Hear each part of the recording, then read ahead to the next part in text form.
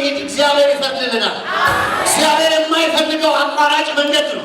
እግዚአብሔር የማይፈልገው እግዚአብሔርን አለመጠበቅ ነው። ሰዎች ይሰለቻሉ፣ ተስፋ ይቆርጣሉ፣ አቋራጭ መንገድ ያያሉ፣ ወደዚህ ይሄዳሉ፣ ወደዛ ይሄዳሉ።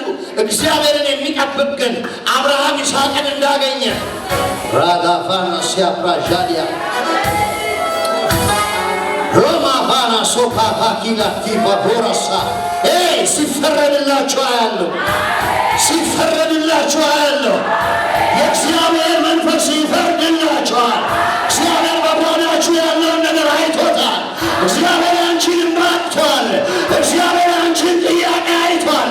ለሰው ያልነገርሽውን፣ ለሰው ያልነገርከውን፣ ያ ያለቀስክበት ጉዳይ፣ ያ ያሰንክበትን ጉዳይ እግዚአብሔር ወደ አንተ ቤት ይመጣል።